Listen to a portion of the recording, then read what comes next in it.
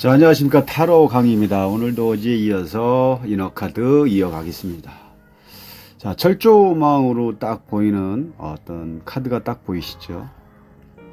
뭐 이 카드를 보시고 어떻게 생각하시면 되냐면은, 감옥에 있는 어떤 철조망이라고 생각하시면 됩니다. 그렇게 이해하시면 빠르지 않을까 싶습니다. 자, 우리가 쉽게 생각할 때 철조망 하면 저 너머에 있는 또 다른 세상을 생각하는 그런 이미지로 떠올리죠. 감옥에 갇혀 있다는 것은 답답하기도 하고 움직일 수 없는 어떤 상황이기 때문에 이 카드의 어떤 키워드를 감옥에 갇혀 있는 상황이라고 생각을 하시면 되고, 우리가 보통 감옥 안에서 철조망을 딱 틀을 통해서 딱 보게 되면 무슨 생각을 할까요? 그걸 떠올리면 쉽게 이해가 되지 않을까 싶습니다. 이해되시죠? 이 감옥에 갇혀 있는 어떤 사람이 무슨 생각을 하겠어요? 감옥에 갇혀 있는 사람이 무슨 생각을 하겠어요? 이 감옥에서 빨리 나가고 싶다는 어떤 생각이 제일 많겠죠. 누구나 감옥에 갇혀 있는 상황이라면 다 이런 생각을 하지 않을까 싶습니다. 꼭 철조망 속 감옥으로만 생각하지 마시고, 일상, 우리가 생활하는 데에서도 찾아보시면 또 있지 않을까 싶습니다. 엘리베이터를 딱 탔는데, 딱 타는 순간부터 답답하죠. 되게, 엘리베이터 자체가. 내가 만약에 엘리베이터를 탔는데 이 건물 자체가 100층짜리야. 근데 내가 갈 곳은 50층이라고 생각을 딱 했을 때, 그러면 엘리베이터를 1층부터 타겠죠. 그럼 1층에 타서 50층 숫자의 어떤 층을 누를 거 아니에요. 그러면 1층에서 50층까지 가는데 얼마나 되게 답답할까. 그런데 여러 사람이 탔는데 그 중에 사람들이 5층 올라갈 때마다 이걸 누르면서 내린다고 생각을 해보세요. 그러면 50층까지 올라가는데 상당한 시간이 걸리겠죠. 그럼 얼마나 답답하겠어요. 마치 감옥과 같은 상황이 되지 않을까 싶습니다. 그러면 엘리베이터 층수가 50층이 가까워질수록 어떤 생각이 들까요? 빨리 이곳에서 벗어나고 싶다. 빨리 내리고 싶은 그런 생각이 들겠죠. 자, 그렇듯 현재 감옥에 갇혀 있는 상황에서도 나는 지금 현재의 어떤 상황, 엘리베이터 안에도 감옥으로 볼 수도 있다는 거죠. 그럼 감옥 안에서 저 철조망 바깥으로 보이는 저 태양을 보면서 어떤 또 생각이 들까요? 저 태양이라는 거는 희망을 상징하잖아요. 그러면 나도 언젠간 감옥에서 나갈 수 있겠지, 이런 생각을 하겠죠.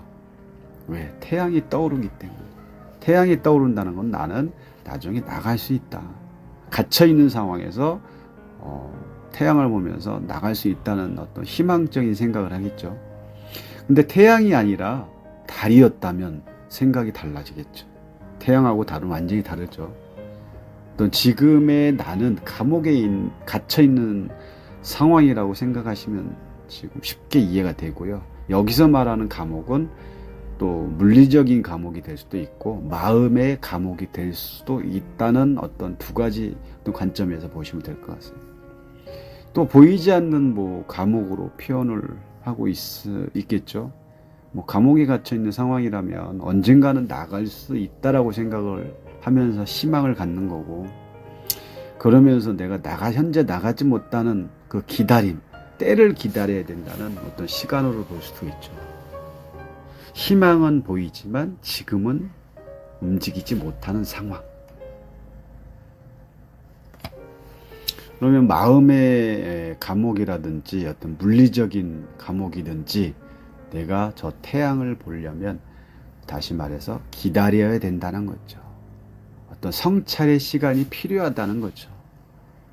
저 태양을 보려면, 저 태양을 나가서 보려면 결국 여기서의 주 내용은 마음의 감옥이든 물리적인 감옥이든지 현재는 많이 움직일 수 없는 힘든 상황이라고 표현하고 있는 거죠. 우리가 과연 살면서 뭘 잘못했는지 이 감옥 안에서 생각도 해보고 누이치기도 하고 해보는 어떤 그러한 시간들이 필요한 게 결국 성찰의 시간이라고 생각을 하시면 돼요. 만약에 상담을 보러 카드를 딱 갔는데 요 카드를 뽑았어요. 그럼 이 카드가 나오면 어떻게 돼? 기다려야 된다고 말씀을 드리겠죠. 현재는 자유롭지 못한 어떤 상황이니까 좀 더 기다리면서 자기 스스로를 성찰을 하면서 좀 스스로 뭔가를 좀 생각을 가져보시라고 이렇게 상담을 해드리면 될 것 같습니다. 그리고 이제 우리가 보통 상담이라는 거는 쉽지가 않습니다. 상당히 어려워요. 상담 자체가. 상담을 또 많이 해봐야 또 상담에 대한 어떤 깊이도 나오는 거고. 그럼 상담을 잘하는 스킬 중에 하나가 뭘까요? 저는 그렇습니다. 첫째는 질문을 한 줄로 요약하는 게 제일 중요하지 않을까. 왜냐하면 내담자분들이 상담 와가지고 자기 얘기를 하려는 거지 무슨 질문을 정리해가지고 와서 얘기하는 경우는 뭐 드물거든요. 그럼 상담하는 얘기 중에 또 정답이 나올 수도 있어요. 상담자의 어떤 상담 내용에 어떤 본질이 있다는 게죠. 상담 내용 중에. 그래서 상담자는 내담자의 얘기를 잘 요약해서 상담을 해드려야 되는 게 상담 스킬 중에 한 가지라고 봅니다. 두 번째는 또 뭐가 있을까요? 그 질문, 상담할 때 내담자가 얘기하는 질문에 대해서 가장 정확한 답을 내려줄 수 있는 카드를 또 선택을 하는 게 스킬 중에 한 가지입니다. 그만큼 내담자의 어떤 질문을 잘 듣고 그 질문에 대해서 정리를 잘하는 그런 상담자가 돼야 된다는 얘기죠. 아주 중요한 얘기죠. 뭐 예를 들어 초보 상담자라고 여러분들이 초보 상담자라고 생각을 하시고 상담자 입장에서 내담자가 딱 찾아와서 이번에 어떤 대기업의 어떤 면접을 보려는데 합격할 수 있을까요? 라고 이렇게 질문을 굉장히 단순한 질문을 했다고 생각을 해보세요. 그리고 이제 그 질문에 대해서 상담을 해드리고 이제 그분이 갔겠죠. 근데 나중에 그분이 딱 와서 선생님 저 합격한다고 하셨는데 합격이 안 됐다고 따지러 온다면 여러분은 상담자 입장에 뭐라고 말씀하실 건가요? 여기서 중요한 포인트가 있는 거죠. 아주 중요한 얘기죠. 분명 합격을 한다고 했는데 합격을 안 했다고 한다면 그 내담자는 상담자의 어떤 신뢰성이 바로 떨어질 수밖에 없는 거예요. 그럼 두 번 다시 찾아오지 않겠죠.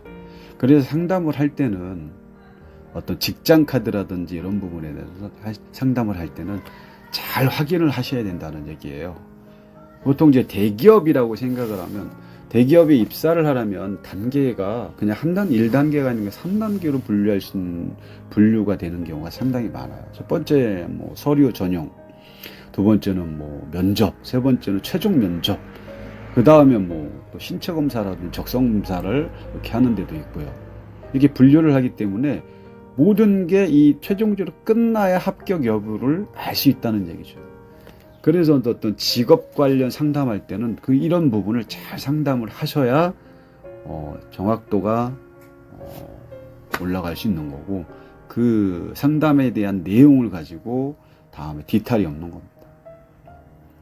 그래서 이럴 때는 이런 직업 관련 상담할 때는 이렇게 하셔야 된다고 제가 타로 강의 여러분들께 팁을 드리는 겁니다.